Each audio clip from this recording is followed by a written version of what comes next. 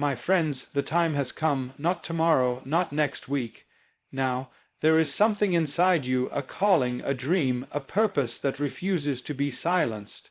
But you've been waiting, you've been sitting. You've been hoping that somehow the perfect moment would appear. But I tell you today, that moment is not coming unless you bring it. You see, too many of us are paralyzed by fear, fear of failure, fear of rejection. Fear that we are not good enough, but fear is not from God. Fear is the weapon of the enemy, and when you let fear stop you, you are handing over the power that was given to you by your Creator. God did not create you to sit idle. He did not breathe life into you so you could remain stuck in the same place day after day. He gave you life so you could move, so you could grow, so you could act. The Word says, faith without works is dead. You can believe all you want. You can dream all you want, but if you do not act, those dreams die in the soil of your inaction. It takes courage to move. It takes faith to step into the unknown. But I tell you, when you take that step, even trembling, God meets you there. His strength is made perfect in your weakness. His power is revealed in your surrender, but you must take that first step. Stop waiting for the feeling to be right. The feelings will lie to you. Your feelings will tell you to stay in bed, to quit, to wait a little longer. But God has not called you to be ruled by feelings. He has called you to be led by purpose, and purpose demands action. You may be tired. You may be discouraged, you may be broken, but push through anyway. Force yourself to take that first step. Force yourself to start even when it's hard. Because when you move, when you act, when you fight through the resistance, something powerful happens. The heavens begin to shift. Doors begin to open. Strength begins to rise, and you realize that you were never alone. God was with you all along. I know it's not easy. I know the mountain looks high and the valley looks deep, but you were not made to quit. You were made to conquer. Greater is He that is in you than he that is in the world.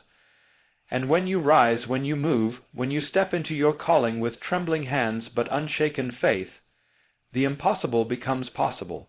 So today, I plead with you, get up, move forward, take action, not tomorrow, not next week now. Don't let your future self look back with regret. Let them look back with gratitude that you didn't quit, that you didn't wait, that you pushed through when it was hardest. Because that's where the breakthrough lies. That's where your calling comes alive. That's where God does His greatest work. So get up. Force yourself to take action, and watch the power of heaven move with you. Certainly, here's an expanded version of **point 1. Stop waiting for the perfect moment in the style of Billy Graham, around 900 words and without subheadings. My friend, let me speak into your heart today. You've been waiting, you've been hesitating, you've been standing at the edge of your calling, looking out into the horizon, hoping, maybe even praying, for that perfect moment to come, that moment when everything feels just right. That moment when all the signs line up, when the fear disappears, when the way is clear, when the winds are calm and the sky is blue. But I'm here to tell you, the perfect moment will never come. And if you wait for it, you may wait your whole life and never take the step God has placed before you. You see, we've bought into a lie, a dangerous lie, that we must feel ready before we act, that things must be calm before we move, that somehow clarity will arrive like a letter from heaven saying, now is the time. But that's not how life works. That's not how faith works. That's not how purpose unfolds. God never promised us a life of comfort and convenience. He promised us strength for the battle, courage in the storm, and His presence in the valley. But He never said the path would be paved with ease. He never said the timing would feel perfect. The Bible is filled with stories of men and women who stepped out when it didn't make sense. Abraham left his home not knowing where he was going. Moses led people out of Egypt when he didn't feel qualified. David ran into battle with a sling and a stone, not because it was logical, but because he knew the hand of the Lord was upon him. They didn't wait until everything was lined up perfectly. They acted when God called them, even when it felt risky, even when the conditions were far from ideal. And so I ask you, what are you waiting for? Are you waiting for fear to disappear? Are you waiting until you feel strong enough, smart enough, talented enough? Are you waiting for a sign to fall from the sky? My dear friend, the fact that you are here, the fact that you have breath in your lungs and a dream in your heart, that is your sign. That is your moment. That is your confirmation. Don't delay any longer. Don't postpone what God has placed within you. You may think you're waiting on God, but I wonder, could it be that God is waiting on you? You see, procrastination is not always laziness. It's often fear dressed in disguise. It tells us we're just being careful. It whispers, I'm not ready. It says, I'll start when things settle down. But time keeps moving. Life keeps passing, and every day we delay is a day we cannot get back. The perfect moment is not something you wait for. It's something you create. You create it by stepping forward in obedience. You create it by acting even when you're uncertain. You create it by saying yes to the small beginnings, to the first step, to the uncomfortable move. And let me tell you this, God doesn't need perfect conditions to bless your action. He just needs your willingness. He just needs your heart. When Peter stepped out of the boat and onto the water, the wind was still raging. The storm hadn't stopped, but Jesus said, "Come." And Peter moved. He didn't wait for the sea to settle. He didn't wait for the fear to leave. He walked because he trusted the voice that called him. And the same voice is calling you now. Don't let fear rob you of your future. Don't let hesitation become a habit. Don't let the illusion of perfection stop you from beginning. The truth is, there will never be a moment without risk. There will never be a time when everything is easy, everything is clear, everything is guaranteed. But you are not made for easy. You were made for greatness, and greatness is born in motion. Greatness is born when ordinary people take extraordinary steps in faith, not knowing what lies ahead, but trusting the one who goes before them. And maybe you've made mistakes in the past. Maybe you tried before and failed. Maybe you've been hurt, and now you hesitate because you don't want to feel that pain again. But I'm here to tell you, your past does not disqualify you. If anything, it has prepared you. It has taught you. It has shaped you. And the God who brought you through it is the same God who is calling you forward now. Don't stay stuck in yesterday's fear. Don't let yesterday's pain hold tomorrow's promise hostage. Today, right now, you have a decision to make. Will you keep waiting for the perfect moment that will never come, or will you dare to step out in faith and create your moment? Will you trust that God will meet you on the other side of your obedience? Will you believe that He is with you, even in the chaos, even in the unknown, even in the trembling steps you take? The world is not waiting for perfect people. It's waiting for courageous people. People who move when it's hard. People who act when it's uncertain. People who rise when they feel weak. That is where purpose lives. That is where destiny awakens. And that is where your calling is found. So don't wait any longer. The perfect moment is not coming, but you can create your moment right now. Say yes, step forward, and trust that God will do the rest, certainly. Here's an expanded version of **point 2. Faith requires action **, written in the style of Billy Graham, approximately 900 words, without subheadings. My friend, let me speak a truth that your soul needs to hear today. Faith, real faith, is not just believing in your mind. It is not simply agreeing with an idea. Faith is not passive. Faith is not idle. Faith is not something that just sits quietly and waits. No, true faith, living, breathing mountain, Moving faith requires action. It demands that we do something, that we move, that we step out even when we don't have all the answers. Too many people say they believe, but they never act on what they believe. They say they trust in God, yet their lives are marked by hesitation, fear, and indecision. They declare with their lips that they have faith, but their feet never move. Their hands remain idle, their dreams remain buried, their purpose remains locked away in the vault of someday. But I tell you today, faith is not meant for someday. It is meant for now, it is meant for moments of decision, it is meant to be alive, powerful, and moving. The Word of God says, faith without works is dead. That's not a suggestion, that's a declaration. Dead, not weak, not delayed, dead. That means if your faith does not cause you to act, if your belief does not push you forward, it is no better than unbelief. You see, God honors faith that moves. He blesses the steps of the faithful. Not the intentions, not the dreams, not the emotions, but the steps, the action, the movement. Think of Noah. He didn't just believe a flood was coming. He built the ark. Think of Abraham. He didn't just trust God's promise. He left his homeland and walked into the unknown. Think of the woman with the issue of blood. She didn't just hope Jesus could heal her. She pressed through the crowd and touched his garment . Over and over we see it. Faith moves. Faith acts. Faith doesn't sit around and wait for miracles to fall from the sky. It reaches out.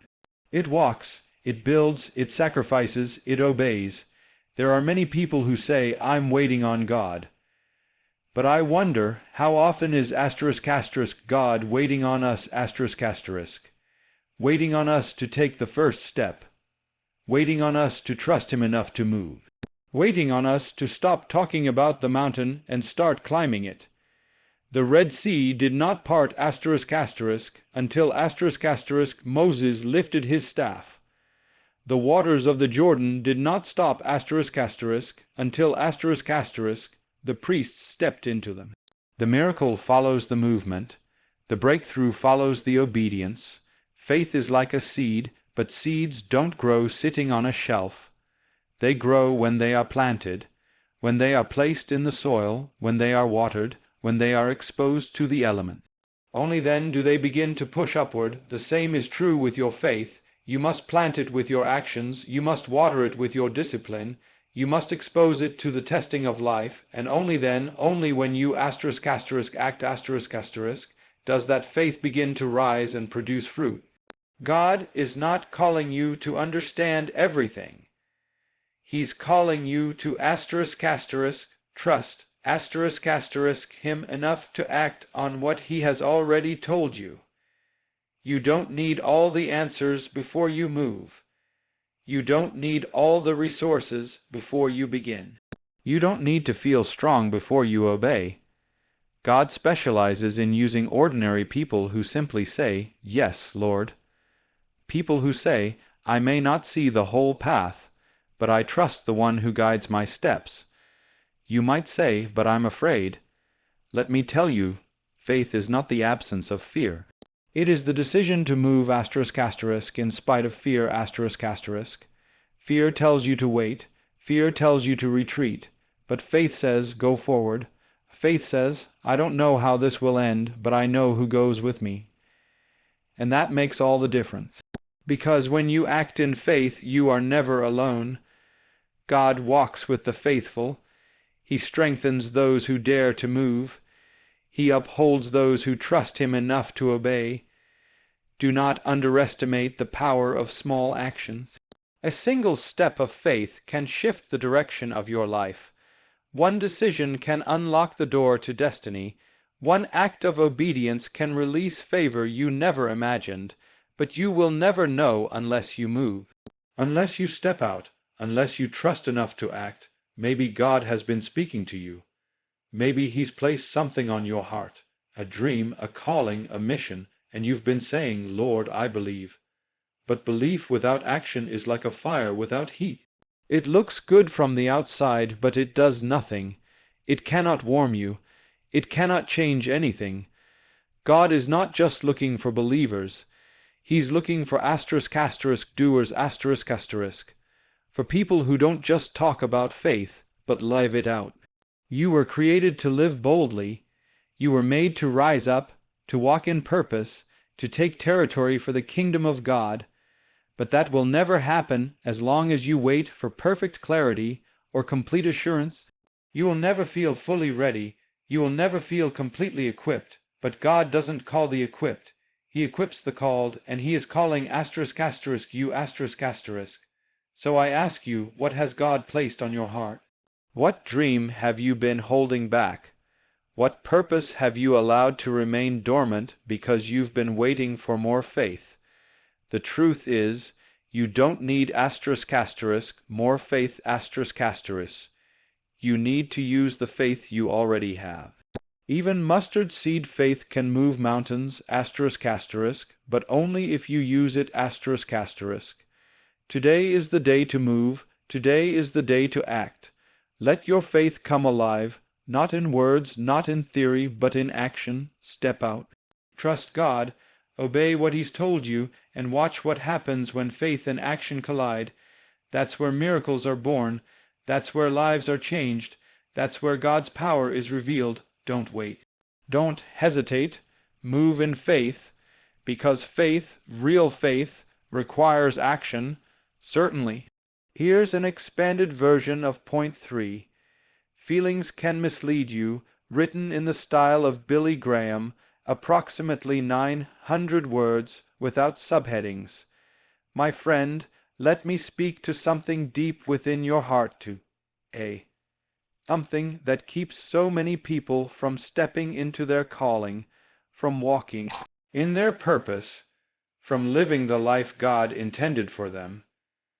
It is the belief that we must wait until we feel ready, that we must feel strong before we begin, that the emotions inside us must all line up before we take action.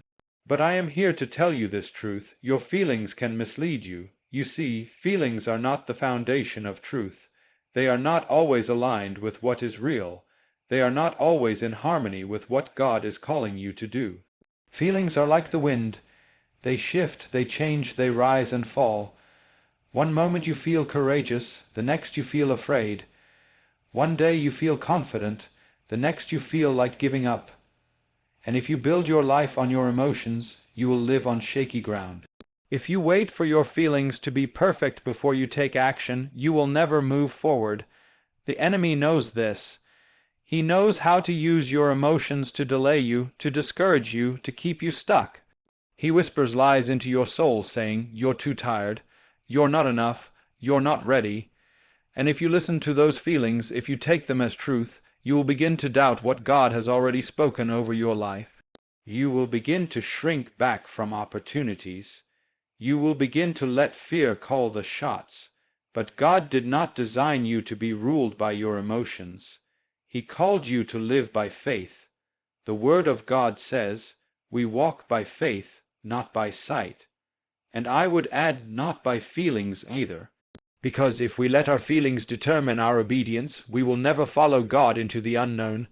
We will never build the ark. We will never step onto the water. We will never leave the comfort of the familiar.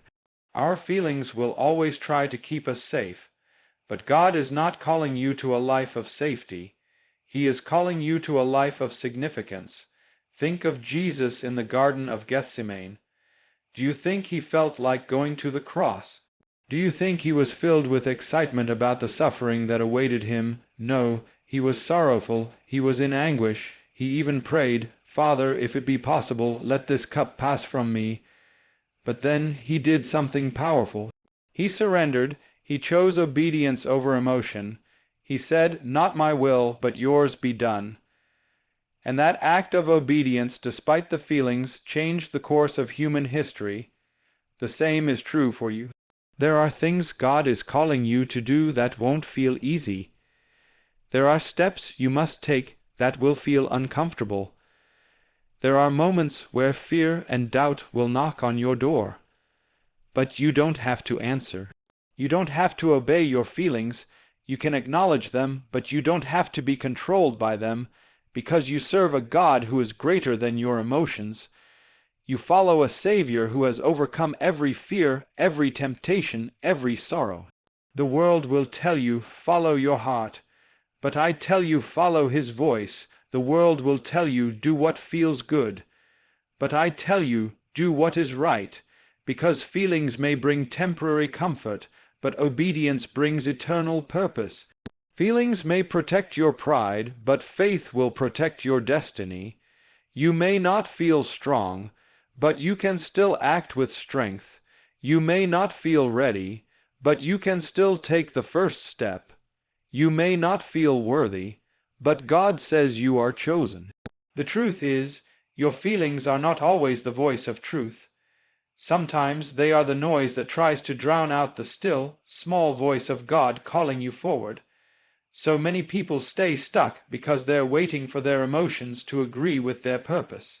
But your emotions were never meant to lead you.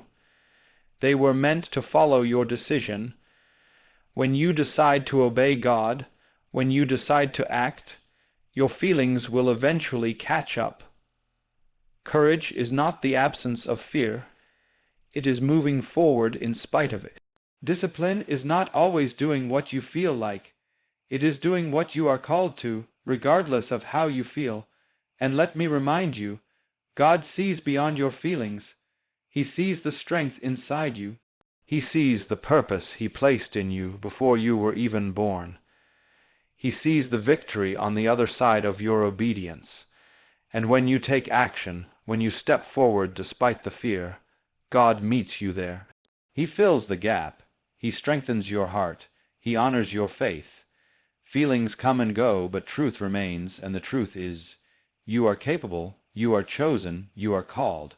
You have what it takes because God is with you. So stop letting your feelings decide your future. Stop waiting for the moment when you feel like it. That moment may never come, but God is calling you now.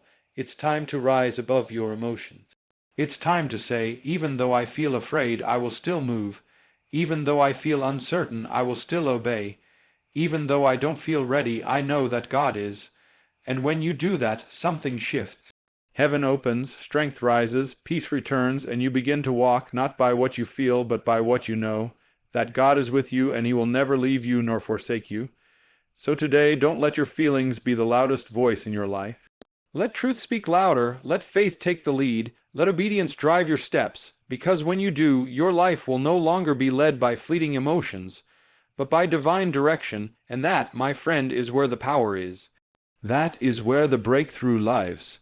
That is where God moves most powerfully. Step out, even if your feelings say no, because your faith says yes, and your faith will never fail you, certainly. Here's an expanded version of point 4.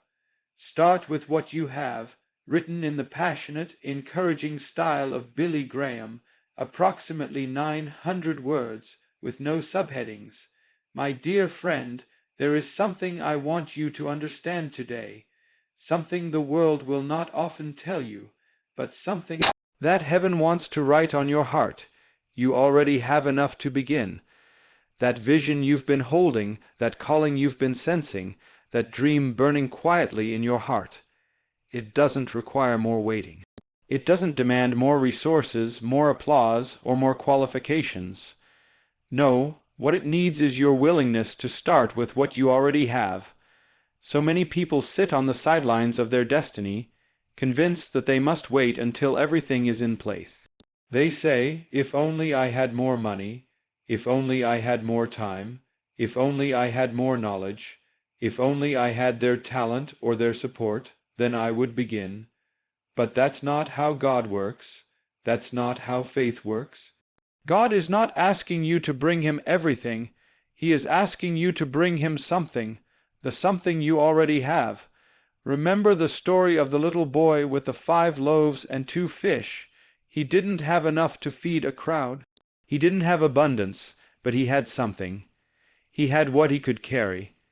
And when he offered it to Jesus, the miraculous happened. 5,000 were fed. Hunger was satisfied. God took what was small and made it more than enough. But that miracle only began because someone was willing to offer what they had, no matter how small it seemed.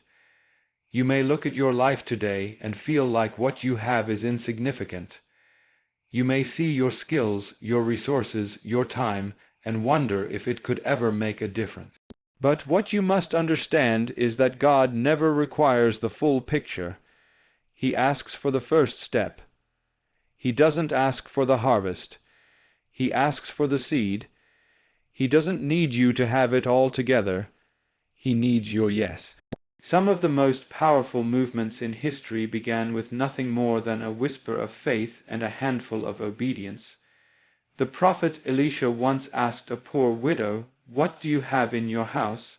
And she answered, "Nothing, except a little oil." That little oil, when surrendered to God, filled every jar in the village. Her miracle didn't come from the outside. It came from what she already had, and I ask you now, what do you have in your hand? What is that gift, that passion, that idea, that resource that you've been overlooking? Stop waiting for perfection. Stop waiting for someone to come and give you permission. God already gave you permission. He already planted something in you. You may think you're lacking, but in truth you are loaded with purpose, loaded with potential, loaded with enough to begin. Too often we disqualify ourselves because we're comparing our beginnings to someone else's middle.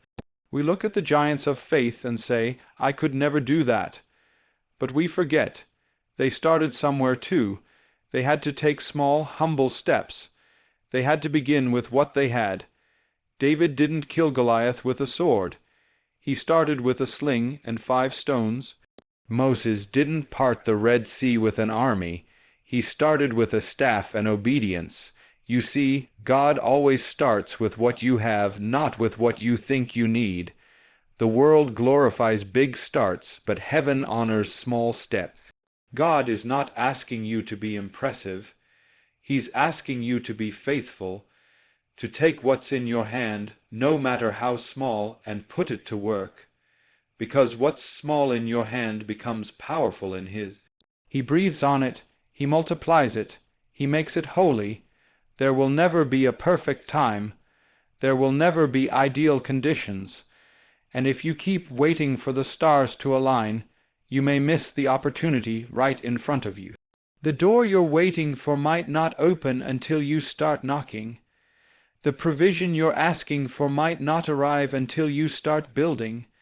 Miracles often show up in motion. Blessings often meet us on the road, not at the starting line. And let me tell you this, the enemy would love nothing more than for you to believe you need more before you begin. He wants you stuck in scarcity. He wants you paralyzed by comparison.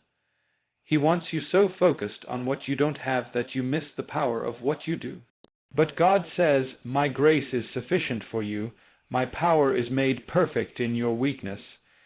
That means when you start with what you have, you're not starting alone. God steps in. Heaven backs you up. Power flows into your obedience. Your calling is not delayed. It's waiting on your courage. Your purpose is not out of reach. It's waiting on your decision. And it starts not with everything, but with something, with your voice, with your time, with your story, with your willingness to say, "Lord, I don't have much, but I'll give you what I've got." You may not feel ready, but you are equipped. You may not feel prepared, but you are chosen. You may not feel worthy, but God delights in using the unexpected. He loves to take what the world overlooks and turn it into something extraordinary, and that includes you. So don't let the lie of "not enough" stop you any longer. You have enough to start, enough to speak, enough to move, enough to obey.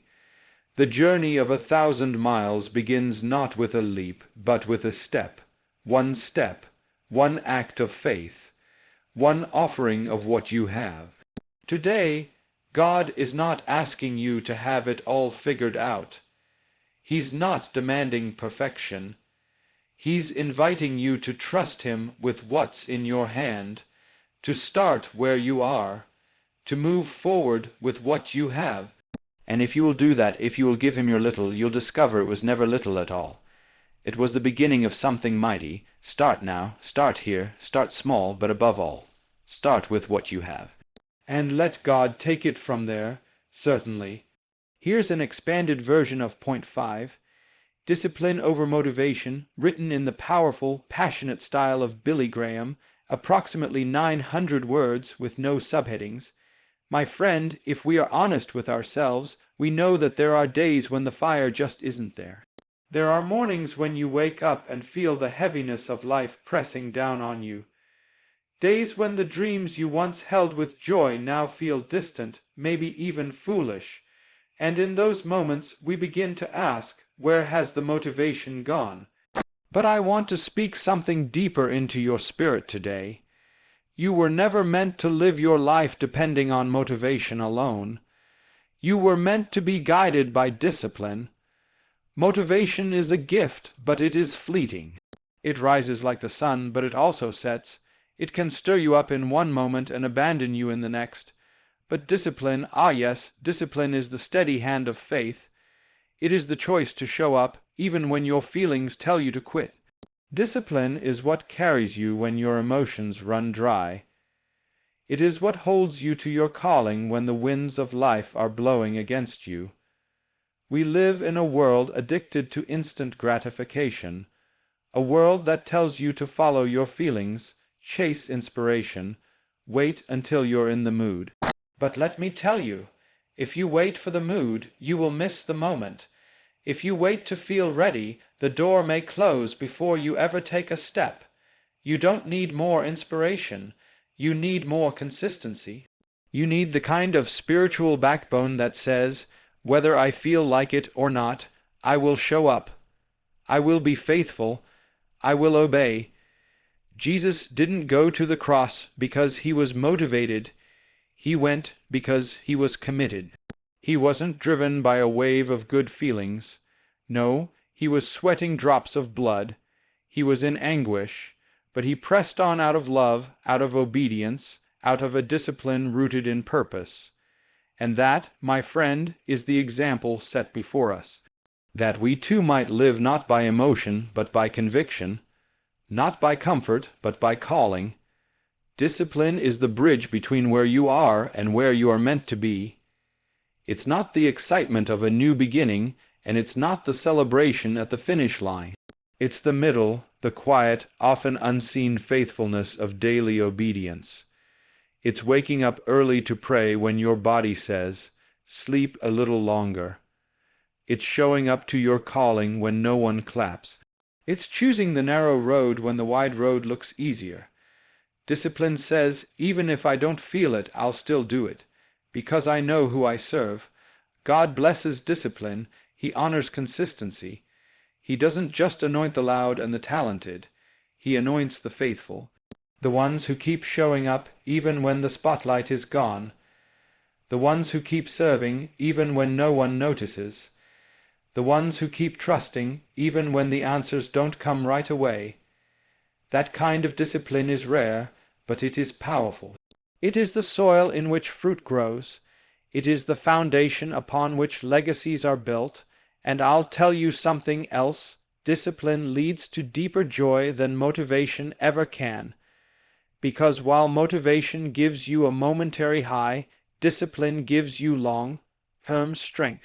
When you walk in discipline, you are no longer tossed around by your emotions. You become rooted, grounded, steady. You begin to build spiritual muscle. You begin to see progress, not because you felt inspired every day, but because you kept moving anyway. God never said the journey would be easy. He never promised you'd feel thrilled every morning, but he did say, be strong and courageous. He did say, do not grow weary in doing good, for at the proper time you will reap a harvest if you do not give up. That's the promise. And the condition is clear. Don't give up. Stay disciplined. Stay committed. You may not see the harvest today. You may not feel the reward this week. But your discipline is building something eternal. Every act of obedience is planting a seed. Every time you choose righteousness over convenience, you're building character. Every time you pray when you don't feel like it, you're feeding your spirit. Every time you keep your word, keep your routine, keep your eyes on God, you are walking the narrow path that leads to life. The enemy wants you to believe that if it's not easy, it must not be right. That if it's not fun, it must not be worth it. But that's a lie, because some of the most meaningful, impactful things you will ever do will also be the hardest. They will require discipline. They will cost you comfort. But oh, how they will be worth it. Look around you. Every great leader, every great movement, every mighty man or woman of God didn't rise on motivation alone. They rose on the foundation of discipline. They learned to get up when they didn't feel like it, to pray when they had no strength, to press on when they saw no reward, and because of that, God moved through them, and He can move through you too. You don't need to feel powerful to act powerfully. You don't need to feel motivated to make a difference. All you need is the decision to begin, and the discipline to continue. God will supply the strength. He will provide the grace, but you must bring the will. You must bring the surrender. So today, let us stop chasing fleeting feelings, and instead, plant our feet on the solid ground of discipline. Let us rise with purpose, not with pressure. Let us walk in obedience, not just in excitement, because the real fruit of your life, the kind that glorifies God and touches generations, will be born through discipline. Keep showing up. Keep doing good. Keep choosing the hard right over the easy wrong. You may not always feel like it, but you don't need to. Because God is not looking for those who feel ready. He's looking for those who are willing. And if you are willing, if you are disciplined, there is no limit to what He can do through you. Now go forward, not in fleeting motivation, but in firm discipline, and watch what God will do certainly. Here's an expanded version of point 6. Trust God's timing, written in the style of Billy Graham, with a powerful, faith-centered tone, approximately 900 words, and without subheadings. My friend, I want to speak directly to your heart today. Because I know there are moments when you feel like the wait is too long, when your prayers seem unanswered, and when your dreams feel delayed beyond reason. You've been pressing forward, you've been holding on, but in the quiet spaces of your soul, you wonder if God has forgotten you. But let me declare this truth over your life right now. God has not forgotten you, and His timing is perfect. Even when it feels like nothing is happening, God is still working. He is never early, and He is never late. He is always right on time. We live in a world that is addicted to speed. Everything is fast. We want instant results, instant success, instant answers. We press a button and expect immediate satisfaction. But God doesn't operate on our clock. His ways are higher, His thoughts are deeper, and His timeline is governed not by convenience but by purpose. Sometimes what feels like a delay is actually divine preparation. God sees what you cannot. He knows what you are not yet ready for, and in His mercy He withholds things until the moment they will bless you rather than break you. You may not understand why doors haven't opened yet. You may not see why the healing hasn't come, why the opportunity hasn't arrived, or why your breakthrough seems just out of reach. But don't lose heart. Don't let the waiting shake your faith, because the God who promised is also the God who delivers. And His word does not return void. What He spoke over your life, He will fulfill, not in your time, but in His. Think of Abraham, who waited decades for the child God promised. Think of Joseph, who endured slavery and prison before stepping into the palace. Think of David, anointed to be king as a boy but waiting years, running for his life, before he ever sat on the throne. These men were not forgotten. They were not rejected. They were being prepared. They were being refined, and when the time was right, not a moment too soon and not a second too late, God brought it to pass, and He will do the same for you. The delay is not denial. The waiting is not punishment. It is preparation. It is protection. Sometimes God delays what you're praying for because He is aligning circumstances that you can't yet see. He is moving people, setting things in place, orchestrating a picture far larger than your eyes can comprehend. You're thinking in days and months. God is thinking in generations and eternity. What He's doing in you during the wait is just as important as what you're waiting for. Waiting tests our faith. It tests our character. It teaches us trust. It reveals whether we believe in the God of the promise or just in the promise itself. When you wait on God, you're not being passive, you're being faithful. You're saying, Lord, I trust your timing more than I trust my feelings. I trust your process more than I trust my pressure. I trust your plan more than I trust my own. That is faith in action, and let me remind you of this beautiful truth. God is never idle. Even when you feel stuck, He is moving. Even when the road seems quiet, He is speaking. He is not just preparing the blessing for you. He is preparing you for the blessing, because a premature blessing can become a burden. But a blessing released in God's perfect time is a miracle with eternal impact. I know it's not easy. I know the waiting room can feel like the loneliest place on earth, but don't give up, don't walk away. Don't let impatience cause you to settle for less than God's best. What you are waiting for is worth it. And more importantly, the one who promised it is faithful. He hasn't brought you this far to leave you now. He hasn't spoken life into your heart only to let it wither. He is shaping you, strengthening you, and setting you up for something greater than you can imagine. You may not be able to see the full picture now, but one day you will look back and understand. You will see how God's timing was not only right, it was perfect. You will see how every delay protected you, how every detour developed you, how every not yet from God was really a just wait. I've got something better. You'll realize that what you learned in the waiting was just as valuable as what you were waiting for. And when the time comes, and it will come, you'll see the hand of God so clearly, you'll fall to your knees in awe. You'll say, "Thank you, Lord, for not giving it to me when I asked. Thank you for making me wait. Thank you for building my faith." Because then you'll know it was never about the timing, it was always about the trust. So keep trusting, keep hoping, keep obeying, and keep believing, because the one who holds time in his hands is holding you. He sees the beginning and the end, and He is faithful to complete what He started in your life. If God said it, He will do it. If He promised it, He will bring it to pass. Don't rush the process. Don't try to force open a door God has kept closed. Rest in His love, trust in His plan, and believe with all your heart. His timing is perfect. And when the moment comes, when the breakthrough arrives, when the prayer is answered, when the promise is fulfilled, you'll know deep in your soul it wasn't just about the destination. It was about becoming the person who could carry the blessing. It was about growing into the promise, and above all, it was about learning to trust the God who is always on time. Here is the conclusion to your motivational message in the style of Billy Graham. My beloved friend, hear me now as I say this with every ounce of truth in my spirit. You are not here by accident. You are not breathing by coincidence.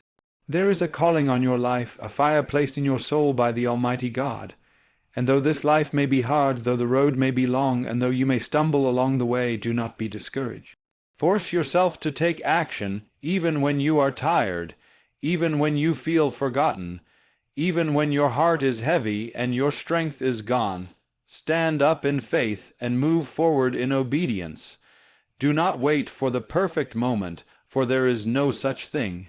The perfect moment is the moment you choose to begin. Let your faith be stronger than your fear. Let your discipline be louder than your doubt. Let your trust in God's timing be greater than your need for instant answers. You may not have the strength, but God does. You may not see the way, but He already knows the path. And if you walk with Him, if you obey His voice, if you act when it's hard and persevere when it's quiet, you will see the goodness of the Lord in your life. Now go, and do not delay. Act, believe, endure, and trust. For your time is not in your hands, it is in His, and He makes all things beautiful in His time. May you rise up today with courage, with purpose, and with fire in your spirit. And may the world see, through your life, what it looks like when a soul is fully surrendered to the will of God. Amen.